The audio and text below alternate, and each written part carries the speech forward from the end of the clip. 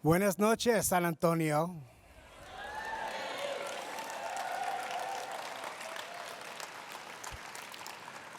I got two things going for me tonight, which is why I had to come here. One, I'm Mexican. Two, I'm from New Jersey, man. You can't throw anything at us. In Jersey, try better, try harder. Okay, enough. So thank you for coming. We are very proud and happy to be in this glorious and historic city today. AWP is an extraordinary opportunity for our national community of readers and writers to gather and share our love of the written word. I am here to introduce our keynote speaker, the beloved writer, Helena María Viramontes. Yes. But first, let's welcome the Yanaguana River Singers, Tate Gonzalez, Ramon Diego Vázquez, y Carla Aguilar.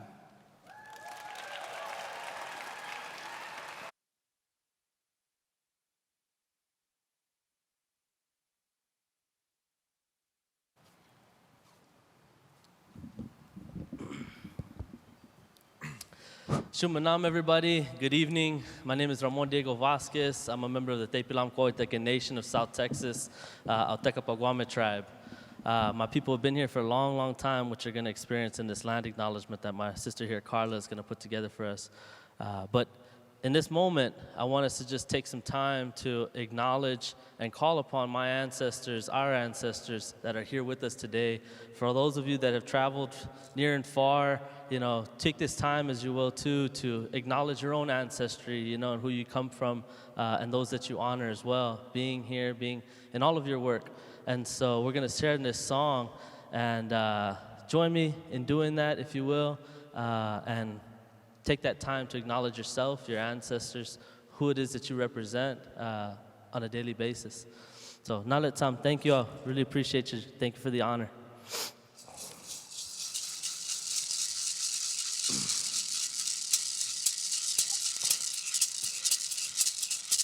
Howe papa yayam, howe papa yayam, howe papa yayam, papa yayam, howe papa yayam, howe papa yayam, howe papa yayam, papa yayam, howe papa yayam, papa yayam, papa yayam, howe papa yayam, papa yayam, howe papa yayam, howe papa yayam, howe papa yayam, papa yayam, howe papa yayam, papa yayam, papa yayam, howe papa yayam, papa yayam, howe papa yayam, howe papa yayam, howe papa yayam, papa yayam.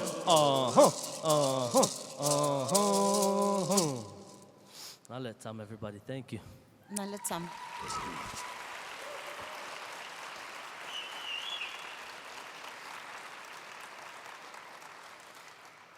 let's thank you, everyone. Welcome again to Yanaguana. The following land acknowledgement is an extended version of what's in your programs. And so we thank all of you for coming to our homelands and bringing all of your wonderful energy and visions and creativity here. And may it continue to amplify narratives that are often hidden and untold.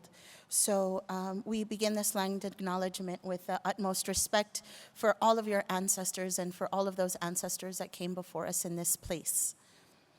We acknowledge this place of abundant rivers, springs, caves, desert, and hill country as being inhabited consistently for over 12,000 years by people who left their marks as stories on rocks, as petroglyphs in remembrance, and as codes for storytelling and timekeeping. We acknowledge the San Antonio River as Yanaguana, spirit waters in Pajalate, as a source of life for this city and commit to protecting her, all her tributaries and connected waters, today for future generations. We acknowledge this place known as San Antonio as a traditional homeland of many Native American peoples who are called Coahuiltecan by Spanish records. 200 tribes, bands, and clans were documented in these records and include the Payaya, Autecapaguame, Jarame, Pompopa, and Borrado, as well as other Aboriginal peoples such as the Estocna, Carrizo Comecrudo, who continue to carry their traditional lifeways today. We acknowledge these indigenous communities as the traditional people of this land, now called San Antonio, now called Texas.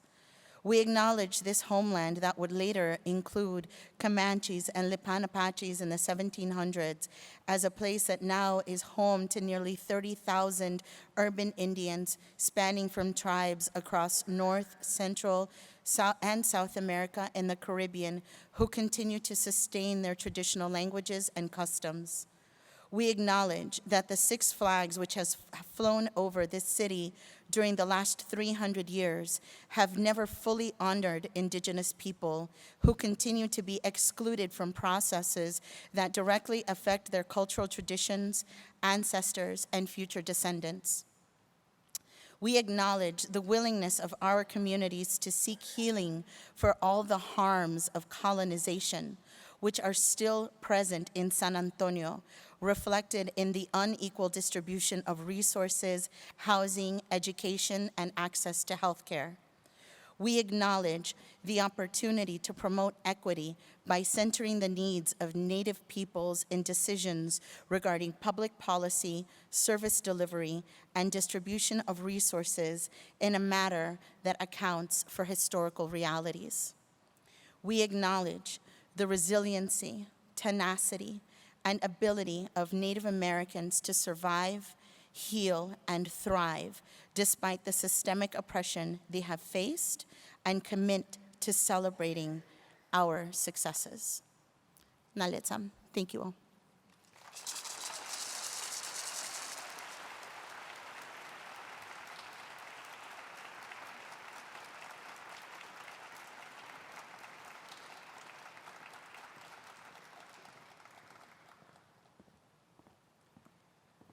Thank you, Tate, Ramon Diego, and Carla. I realized that I didn't introduce myself, but then I need no introduction.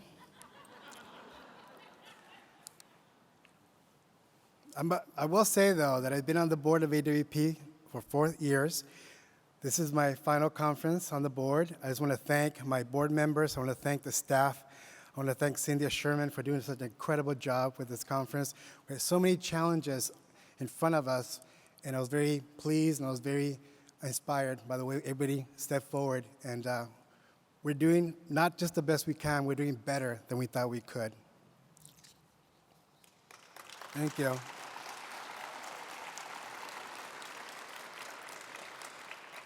So we have a second land statement that will be delivered by Margot Tamez. Where's Margot? Is Margot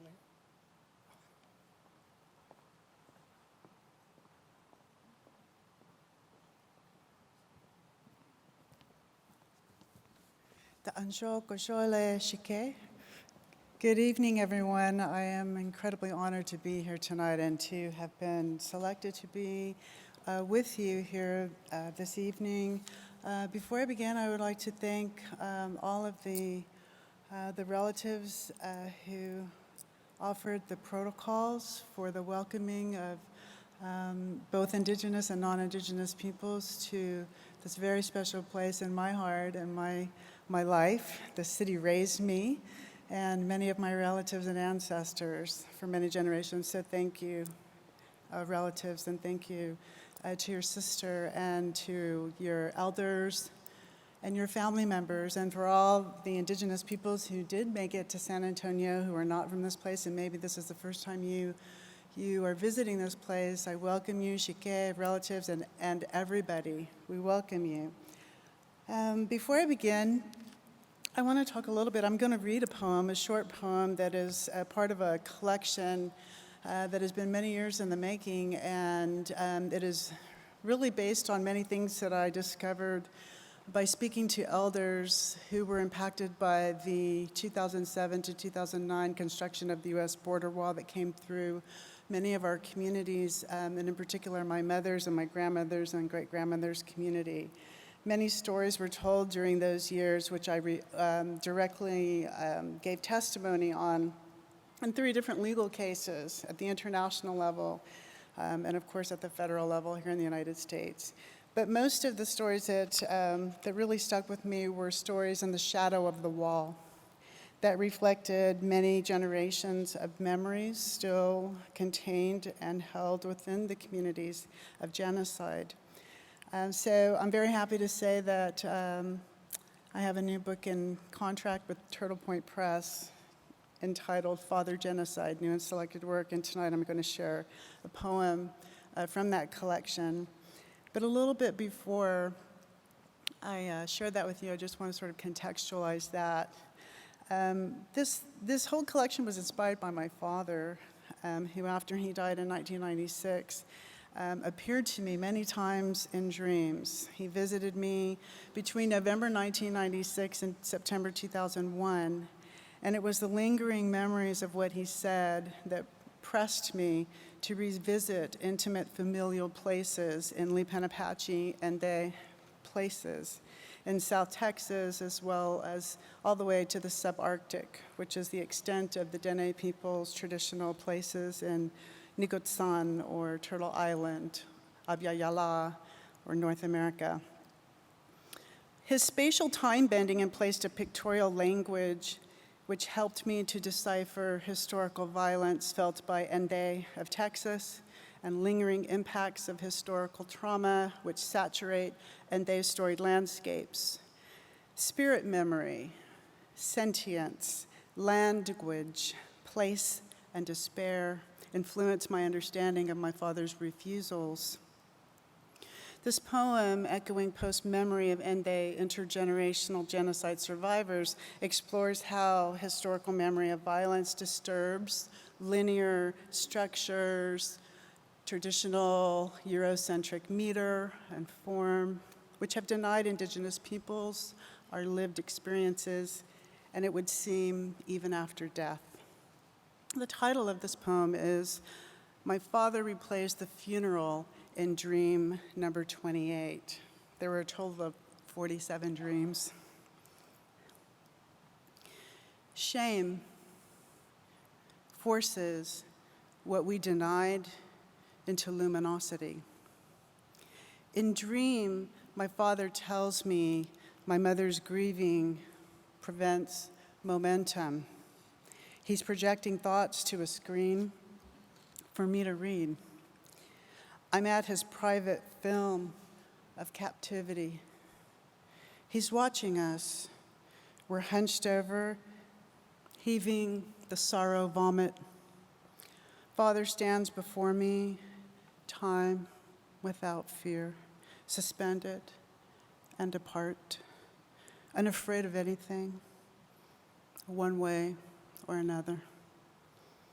When did they cut it? He wants to know, pushing the thought into space between my eyes, raising his pant leg where the mortician smoothed and stretched the salvage skin Father used for padding his below-knee amputation, hovering inches above the ground, little glints in his eyes. He doesn't remember the amputation in the bending. Father shows me his whole leg, scars, mended and smooth. He is an uncut body again, like before the bending place, only the graft scars on his thighs remain. He projects. I feel my leg here, Margot. My foot still itches here. Father points. In this empty space, he twirls his fingers, a slow spiral. I nod to him. I see. I'll remember this for you. Difficult knowledge and peace building have been core to my art, thinking, and process. By recognizing that genocide for Ndedene peoples has intricately involved diverse actors and polities, indigenous genocide in southern Texas has demanded that poetry ascend to different places and strongly opposes genocide being used as a metaphor or a generic, abstract descriptor. Genocide is an area for poets, and indigenous poets in particular, of research developed amongst contemporary Ndedene scholars, specific and located within groups of my family, my kinship society, my immediate ancestors, embodied in the last 4 generations between 1872 and 2019, which filled the spaces in between the walls and the court cases. Many, many stories in the shadow of the wall re-articulated the 4 killing fields between 1872 and 1938, as well as specific sites and places of terror, crisis, violence, atrocity, brutality, indignities to the human body, and organized erasure in Konetsi Gokia, the Big Water People's Country. I'm interested in exploring the roles and memory of bystanders and beneficiaries and obstructors to the Ndedene people's experiences, and mostly Ndedene historical memory of complicated emotions connected to being forced by the state and its legal institutions to helplessly witness the United States and its settler society take control over Ndedene people's sense of belonging by walls, by soldiering, by militarism, oligarchy, and hate. My engagement in Ndedene language recovery is a crucial act of honoring and resisting. Honoring my ancestors, the genocide survivors, and the non-survivors, without whom I would not be able to be here before you.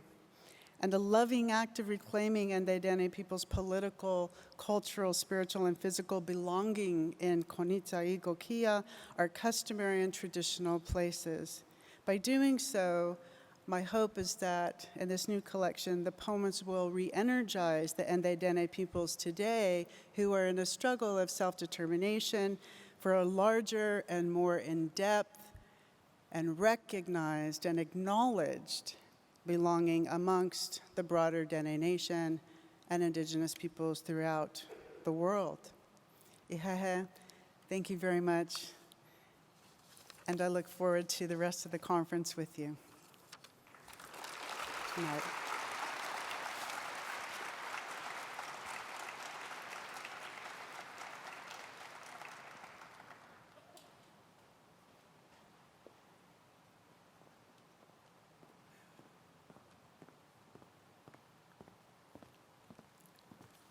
Thank you, Margot.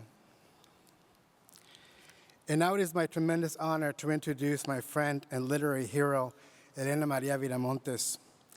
I could tell you many things about Helena, that she teaches at Cornell, that she writes dazzling prose and novels of great sophistication, emotion, and psychological complexity, that she is a serious and endlessly rewarding writer. I could tell you about the first time she was in a graduate fiction workshop. The instructor told her she didn't belong there because she wrote about Latino issues.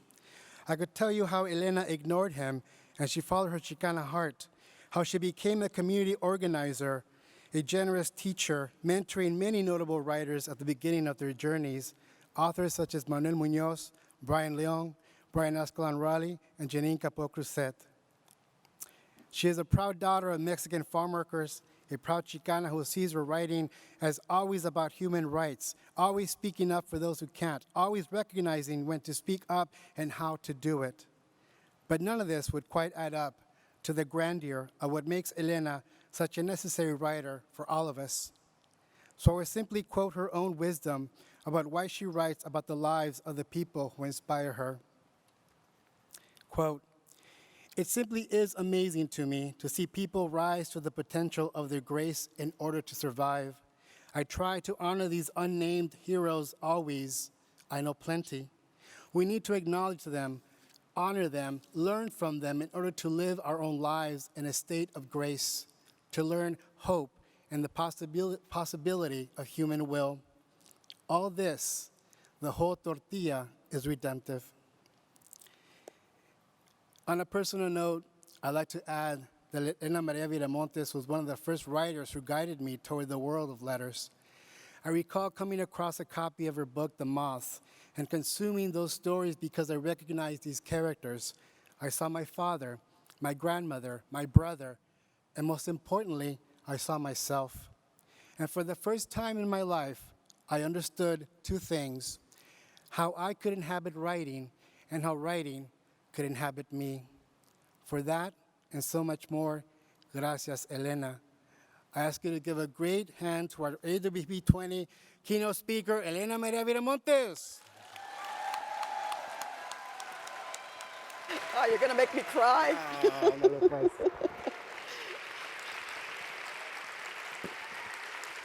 My God. Oh, thank you, thank you. Oh, thank you, thank you. Oh my gosh, thank you so much.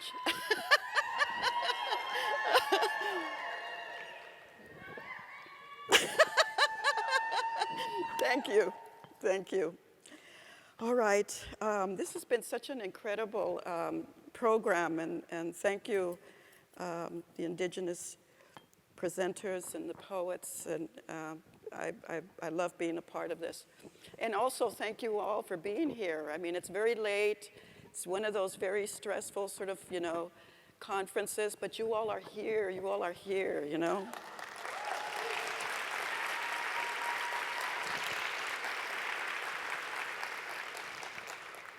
My insurgent heart.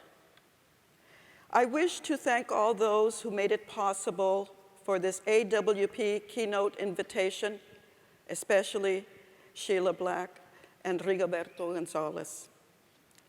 It is an honor, but also a challenge to distill all that I want to share with you as a writer of fiction, an elder and teacher, and a Chicana feminist, while attempting to hold a train of thought towards a cohesive destination.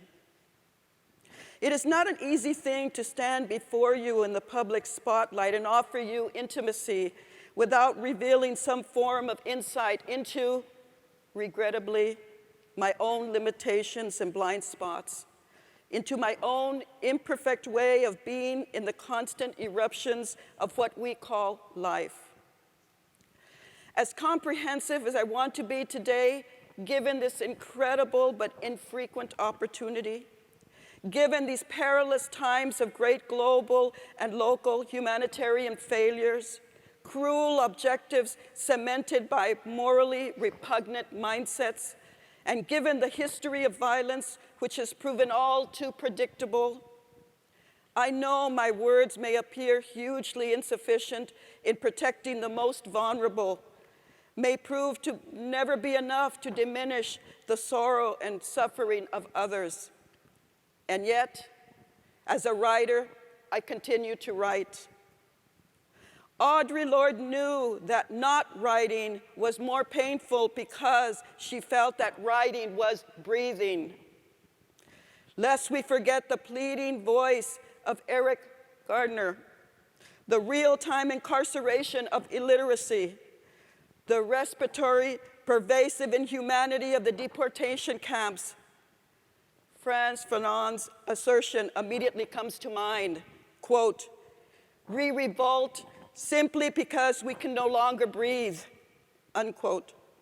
And so, my first visceral mandate against suffocating and dying, literally, allegorically, and morally, is to inhale deeply the particles that make up oxygen, and then exhale to disperse a me-ness into airstreams and into a unity that touches the plants and animals, the sky and water.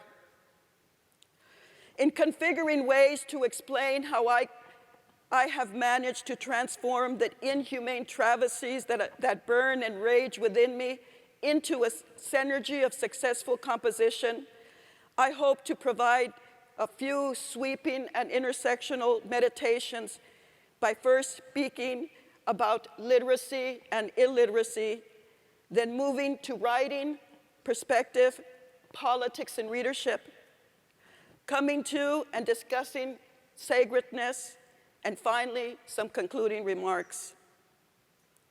My underlining concern: how can one create an effective space for aligning corporeal activism with the spiritual invocations of reading and writing? How do I continue to write this essay if I don't hold a respectful and awed recognition of language's power, if I don't maintain a daily practiced faith in the force of words? 2, illiteracy was one of the conquest's triumphs and still persists today.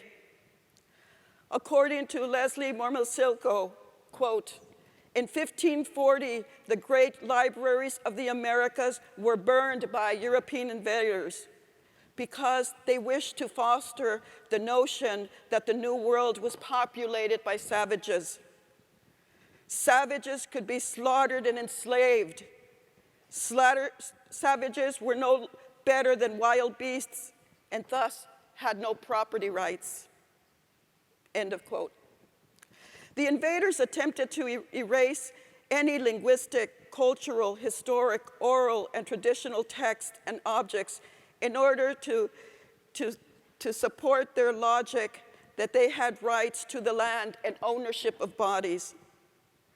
Nonetheless, the Mayan Povovu was saved from the book-burning bonfires and transported to safety. The Aztec Florentine Codex existed because of a collaboration between a conscience-stricken friar and a number of indigenous contributors who worked feverishly to record stories, histories, and ways of life before succumbing to the great pox epidemic and the real possibility of extinction.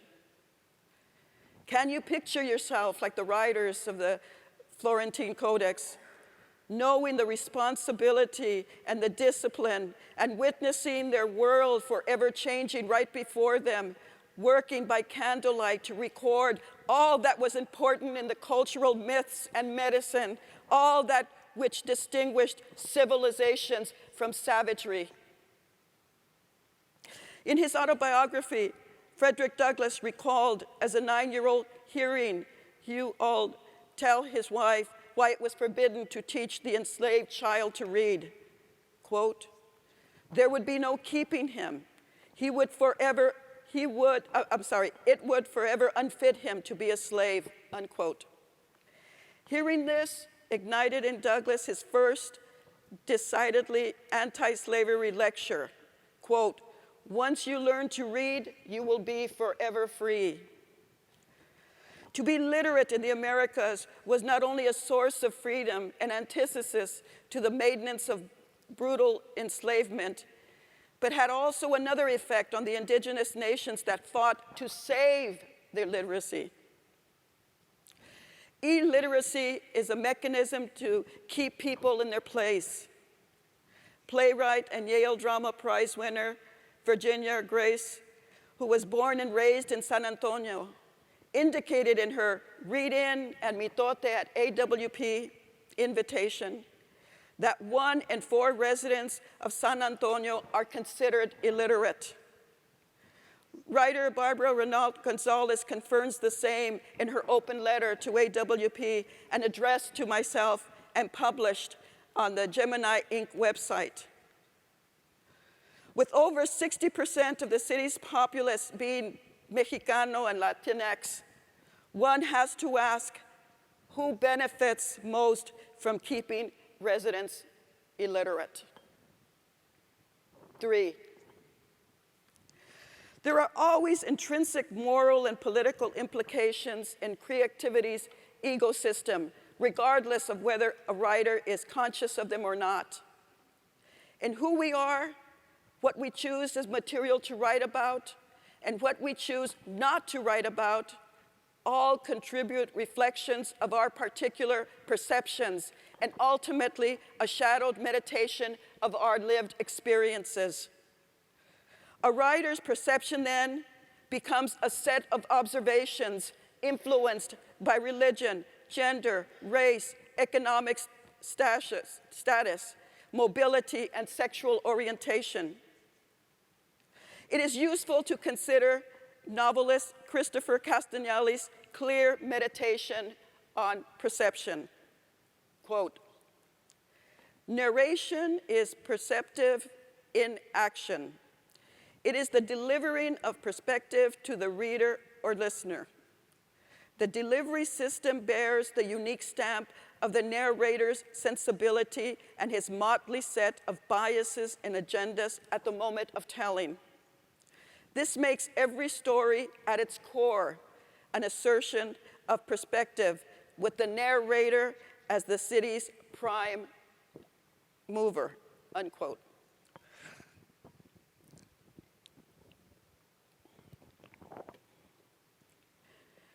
Let us agree on this then, that perception comes from individual judgment influenced by a certain moral or political setting, hierarchies of privileges and identities.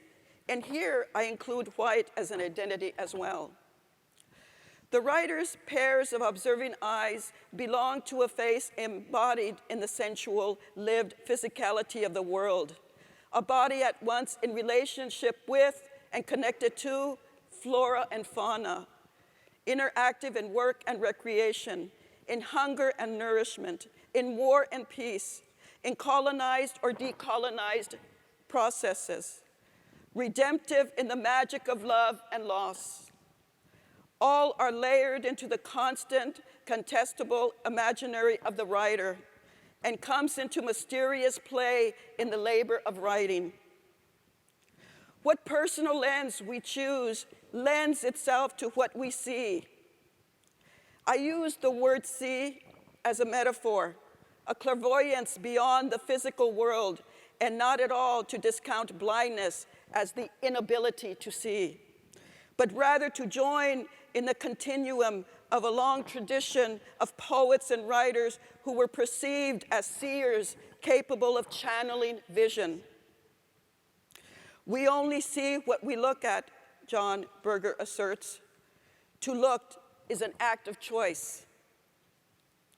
Choosing what is observed becomes a political act for someone like myself. Choosing not to see becomes a privilege only the privileged can afford. Subjugated to colonization and its systematic exploitation, I willfully chose to study gender like an anthropologist, excavate the imperial compressions of historical sentiments like an archaeologist, scrutinize maps like a cartographer, invested in understanding the trauma of conquest while developing an evolving aesthetics, an increasing respect for the capability and malleability of language. Other than this arduous process, I have no other way of explaining the long pauses between the publications of my books. My projects are never quite chosen, but are revealed to me in ways both mysterious and foundational in my opposition of historical amnesia and erasure. A sense of curiosity, certainly, but what I see becomes complementary to what I choose not to ignore, and this makes my writing practice a moral imperative. Surrounded by cemeteries growing up in East Los Angeles, I taught myself how to read gravestone engravings like history, how to make the imaginative leap to fill in the ghostly gaps between the dates and names etched, exhumed buried lives, stories, recreate legacies, or replace genealogies. Cemeteries are powerful sacred lands and also become spaces of condensation precisely because of this. As one example, The Alamo's recent renovation revealed human remains from a burial grounds where more than 1,300 mostly indigenous people were interred. The General Land Office and the Aboriginal people are in conflict about what to do with their ancestral remains, but clearly the conflict indicates that much more is at stake. I carry these thoughts into my current work in progress, The Cemetery Boys.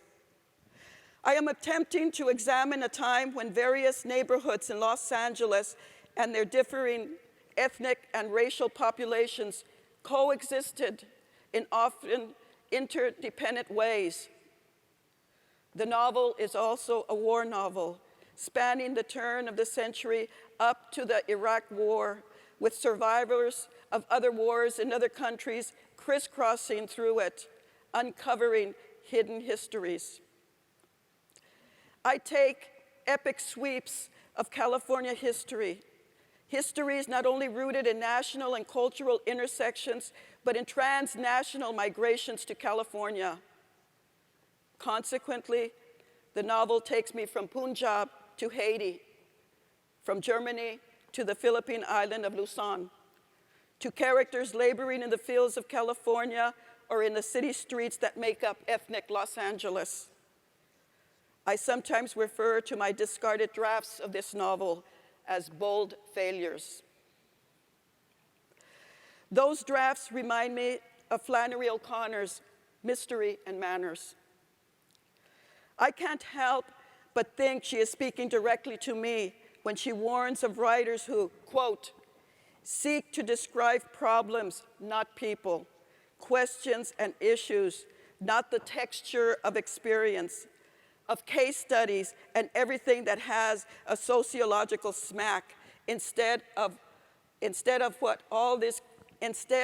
with all those concrete details in life that make up the mystery of our position on earth, unquote.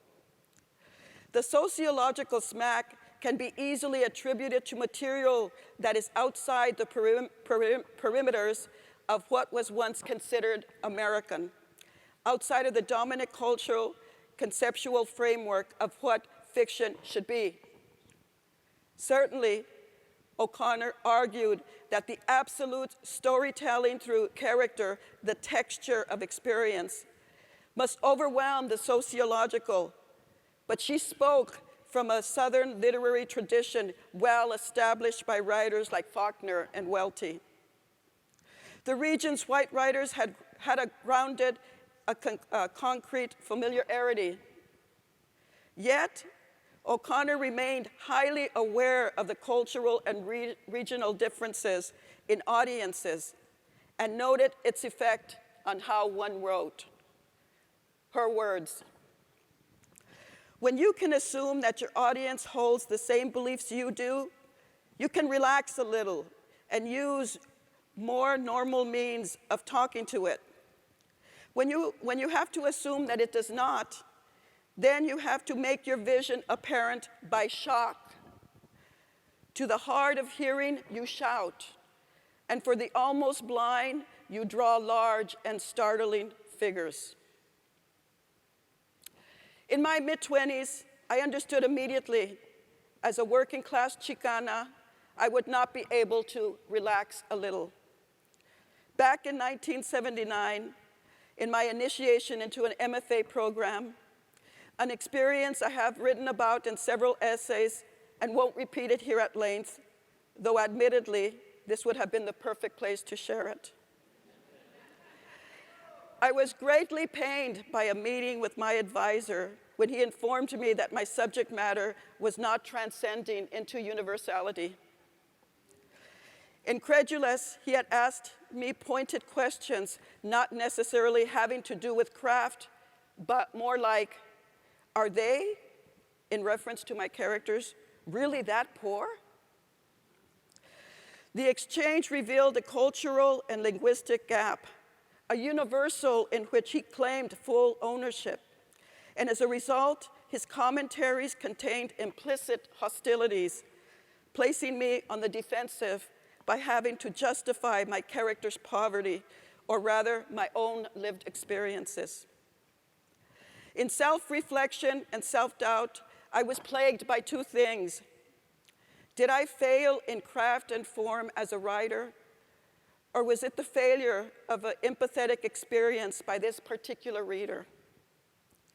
Surely, writer and reader work in tandem, for a story is incomplete without one another. Surely, it is symbiotic relationships, a given reciprocity, and nowhere else but in literature is there a more intimate act of the dancing mind, to use Toni Morrison's expression. Yet, I understand the contradiction. At some point early in my career, it was dangerous not to consider audience. However, it was not in any way pandering to the publishing establishments, for there remains little room in any true writer's mind to think of publication when one is too preoccupied in the creative act of finding one word and then the other. What I desired was for readers to engage in my work by becoming a part of it, a full participatory yielding to the power of language in order to provoke something more than just empathy. Although The Moths is my most frequently anthologized short story, I consider The Caribou Cafe my most personal one. During the Ronald Reagan years, thousands of US tax dollars funded the violent right-wing militias in Central America. Like other Chicanx and Latinx activists and writers, I held an international perspective, a global interconnectedness, and I felt like I needed to write of this experience as an ethical matter of urgency. This was before the publication of the wandering song, Central Americans Writing in the United States, published by Tia Chucha Press, before a generation of writers like poet Javier Zamora came into light. In brief summary, The Caribou Cafe deals with a washerwoman whose child is murdered in an unnamed Central American country. Traumatized and economically strapped, her country in violent chaos, she travels to the US only to kidnap an undocumented Mexican boy who she thinks is her son. A series of events involving a white cook and owner of the cafe begin to escalate, ending with her murder by the LAPD.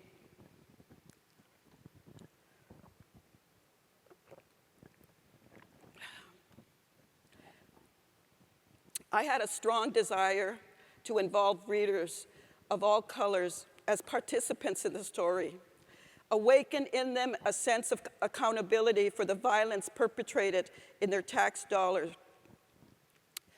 Only at the climax of the story did I become aware that the readers were passive voyeurs watching the confrontation between the washerwoman and the police as they pressed, and this is from the story, they pressed their faces against the window glass to get a good view as she begins screaming all over again, screaming so that the walls shake, screaming enough for all the women of the murdered children, screaming, pleading for help from the people outside, and she pushes an open hand against an officer's nose because no one will stop them, and he pushes the gun barrel to her face. End of quote. In the final paragraph, there is a dramatic point of view shift from third to first that I made without an awareness of it. Because of this intervention, the reader is no longer outside the cafe looking in, but now residing in the washerwoman's thoughts, thereby becoming one with her. Within that same paragraph, she directly addresses the police in the first two sentences, after which she speaks to herself and the reader.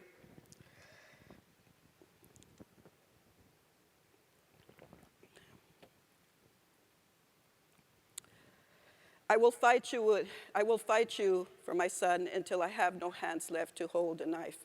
I will fight you all because you're farted out of the devil's ass and you'll not take us with you. I am laughing, howling at their stupidity because they should know by now that I will never let my son go. And then I hear something crunching like broken glass against my forehead, and I am blinded by the liquid darkness, but I hold on to his hand. That I can feel. I'll never let go because we are going home, my son and I.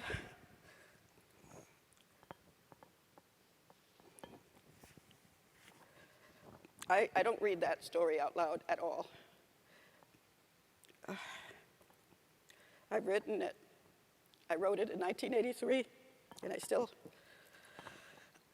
still get very emotional by it. O'Connor advised for those readers who cannot see or hear, or choose not to see or hear, writers had to shout louder, draw larger. In both stories, I had hoped to move towards some kind of redirection of a reader's gaze away from the pages into a dynamic witnessing of other people's suffering, a felt emotional bridging to experiences that were participatory and not at all passive. Some writers and scholars may think of fiction as artifice, and indeed the subject is debated in some circles of the academy. But for me, I was desperately trying to humanize the people believed not to be human. And it never occurred to me that fiction was artificial, but instead had the incarnation of human experience as tactile, as a healing scab, as audible as a woman's mournful wailing for her child. 4. There is a narrow, winding road that leads up to the group of buildings nestled on top of the beautiful Los Feliz Hills of Hollywood, California. Before the buildings became the American Film Institute, it belonged to Immaculate Heart College, a small 4-year Catholic liberal arts college that I was fortunate to have attended. Established by a group of nuns who had challenged the Archbishop of Los Angeles by proposing radical reforms in their religious practices, including more self-governance. This was in the 1960s, in the midst of the civil rights movement and other vocalizations of resistance that resonated everywhere. The cardinal, given over to majestic drama, presented the nuns with an ultimatum: either conform and continue their servitude as is expected, or dispense from their vows altogether. In a love it or leave it posturing, a well-worn chant given over to anti-Vietnam War demonstrators. In a courageous act of conscience, 90% of the nuns, a few of whom were Mexican-American and Filipina, chose to disperse from their vows. This remarkable story is one of rebellion, not against profound faith, but against the patriarchal structure of the church and its misogynistic and misguided denial in engaging with the poverty and suffering and hurt of the modern world. As a form of self-validation, they continue to call each other sisters and reorganize their community into a nonprofit Immaculate Heart community.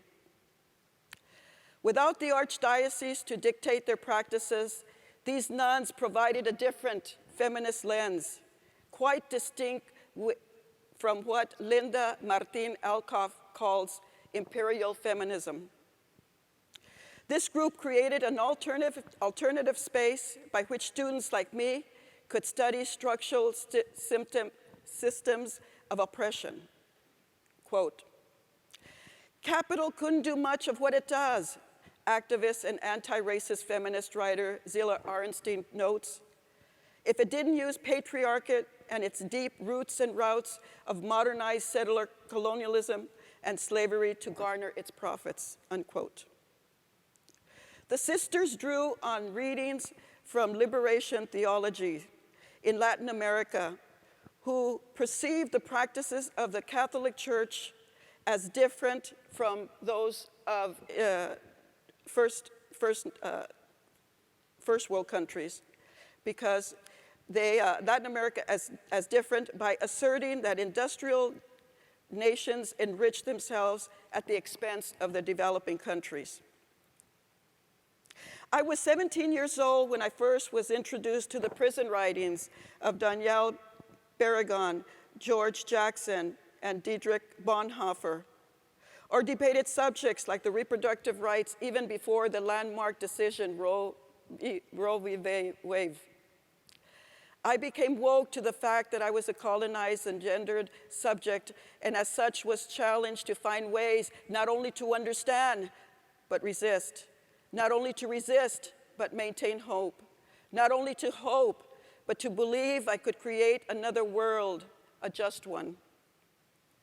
Such igniting consciousness had an empowering effect on me to engage as a citizen of a world, as my teachers were apt to tell us, and help to reorient another understanding and another vocabulary to articulate my bitter disdain for the private pursuit of profits over people and place. Finally, the knowledge empowered me to envision something not currently in existence, to create around that question, what if? Though I was an apostate of Catholicism before I enrolled at IHC, and have continued my apostasy since, I have learned well from the sisters' example that one can have faith without a religious institution. One can practice ritual without literal decrees coming from above.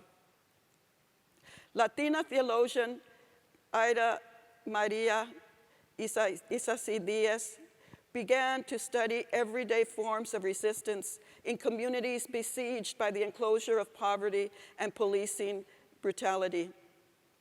In her seminal work, Mujeristas Theology, a theology for the 21st century, she reconsiders the daily habitual practices and aspirations of people subjugated to dehumanizing practices as seeking the sacred.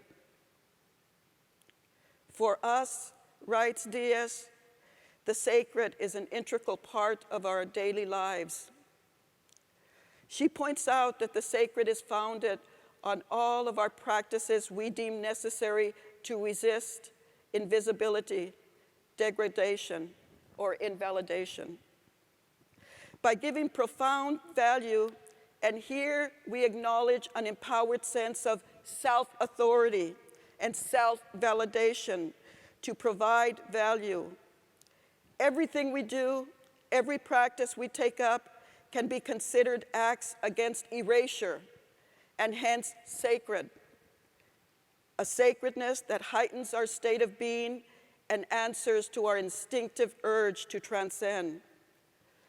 With this as practicum, Diaz argues, our kitchens, gardens, special oak trees, porches, patios, workshops, parks, sidewalk views become a relocation or a reclaiming of a sacred space where we recognize our existences, own our ways of being, and where we can allow interdependencies and celebratory kinships and clans to transpire. It remains for us, she continues, to empower ourselves by choice and grant value to reconsecrate sacredness. In doing so, we can and will experience a transformative and transcendent life of resistance. The world is so much more complicated than we can understand, and our lives are so much complex than we care to realize. What if I make a call for a courageous act of conscience, beginning with myself? What if I make a demand of myself to seek a different way of living, take fearless literary leaps, and find grace where there is seemingly none, no visibility at first sighting? What if I ask myself to reside in one image, time, face, voice, long enough until something happens, some force of humanity yields an opening to a mystery, a connection, a recognition of mutual hurt, all become moments of grace. What if? We all seek the divine because we are meaning-seeking species. And now it's time to acknowledge a respectful holiness in everything we choose to touch. Whether hiking in Ithaca or walking the streets of East Los Angeles, or wherever I choose to look up upon the vapors of the clouds that hover above the high mountainous terrains, and think about how those vapors turn into rain, into icy snow, which melts into water, that runs into the shifting narrative shoreline of ancestral sites. It is so important to raise our eyes from instruments of distraction before it's too late, before our rage ravages, and we dare not find the fortitude to name the faces of flowers. Once we hear the hoarse voices of the treetops sing, then describe them. Once we see the way the ecosystem allows permission for us to exist, then be grateful. Once it asks us to let go our ego, then do it. Know that which a Navajo grandmother once taught me on the occasion of her 80th holiday celebration years and years ago. We become divine in the presence of holiness. And I can see this point in Toni Morrison's observation. She thought, I am fascinated by the fact that no bestial treatment of human beings ever produces beasts.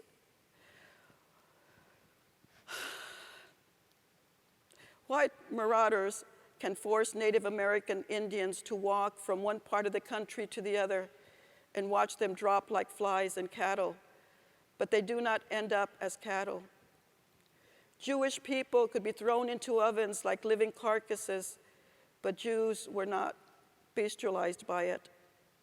Black people could be enslaved for generation after generation and recorded in statistics along with the list of rice, tar, turpentine, cargo, but they did not turn into cargo. Each of these groups civilized the very horror that oppressed them. How did it come to be then that no bestial treatment of human beings ever produced beasts? Well, we reject the malfeasant, dangerous practices like the continued rape of the ecosystem by the insatiable profiteers, like the dismemberment of people because of their race and sexual orientation and gender and economic class, like the disgusting practice of torturing children by separating them from their families at the border, or the well-practiced in the separation of children forced enrolled in Indian schools. We do not become beasts because we do not take for granted the sacrity in all life. This is not to say that we should not continue to dismantle structural systems one word at a time, one policy, or participate in peaceful revolutions. But we writers need to provide another world, need to keep asking, what if? To write then, it's to withstand the continued violence forced upon the vulnerable on a daily basis by holding firm our sacredness. If we are losing the ability to find the sacred in nature, in ourselves, in each other, losing a reciprocity that opens to the imaginable, it is probably because we are losing our faith in what if, losing our trust in the power of stories. However, this AWP conference would not exist if this was happening. 5. I began this presentation with a question on how to transform the fire raging in my spirit into a synergy that creates and not destroys. The inquiry is a mystery as much as it is obvious, technique and practice as much as intuition and luck. These are things that helped me along the way. 1, humble yourself. That is the only way to keep your heart, soul, and mind open. Also, assert yourself in combating illiteracy. 2, recognize your positionality. This will be helpful in making you aware of your limitations and will help direct you towards the work you need to do to get out of them. 3, make constant mistakes. Admit to them and learn. Be prepared to forgive and then fearlessly try again. 4, read widely in fiction and in poetry, but also in the genres, histories, memoirs, biographies, scholarly works. Read by the light of the public library. Smile at librarians. 5, commit to finding the sacred in everyday life. Build around those moments of grace. Believe in writing as scripture in its power to guide, to complicate, to develop empathy, as well as its power to emphasize a meaning, our meaning in this world. 6, understand the systems that hold us bondage to cultural and economic capital. Battling against these conditions is how character is built in you and in your work. 7, commitment to your writing is a commitment to dismantling these systems one word at a time. Therefore, make all your words and your sentences muscular and ready to work their magic. 8, make corporeal activism a ritual essential to your well-being as a writer. This is community building. Finding the silences between your heartbeat to write is solitary work, and you need to go outside and get some fresh air. 9, reconnect with the power of stories like creation stories, myths, chismes and gossips, prayers, fables, fears. Everyone and everything has a story, so pay attention con ganas. 10, the face of the other is yours, and imagine your face as the other, especially in the revision stage of your work. Audre Lorde's words ring loudly to me. I am who I am, doing what I came to do, to remind you of your meanness as I discover you in myself. And at number 11, for all practical purposes, don't quit your day job. Please excuse my broad strokes, but from the vantage point of age, from over 40 years of experience in the writing world, I can say that the diversity of authors of color and audiences and readers responding to that work were not always visible or taught as they currently are, though so much still has to be done.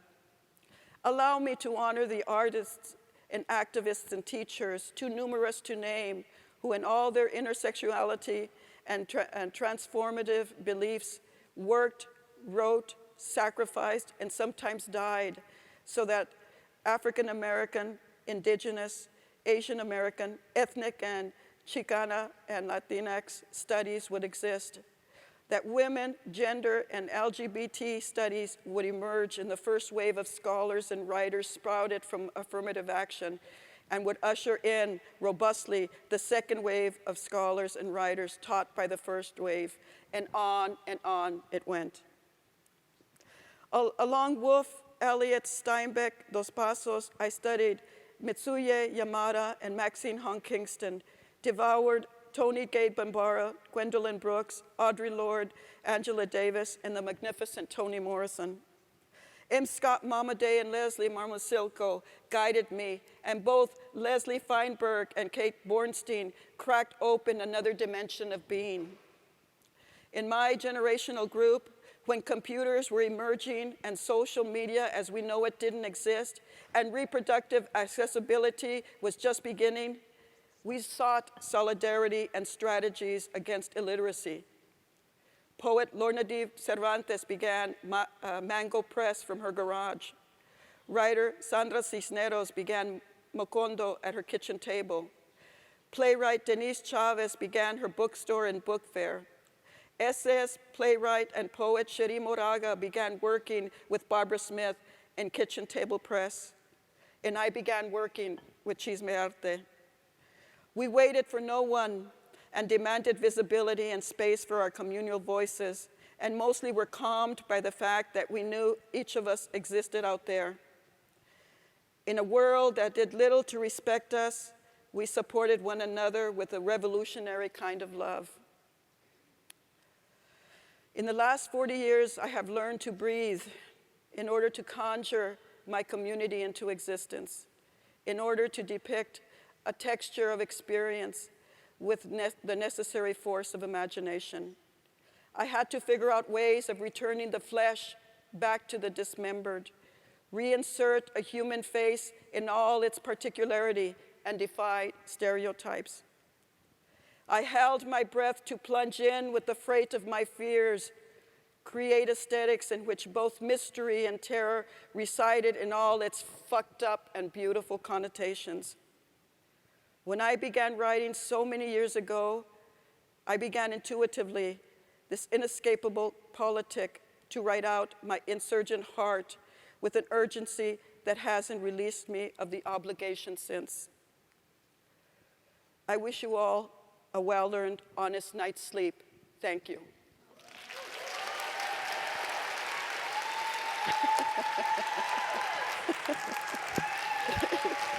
Thank you. Thank you. Thank you.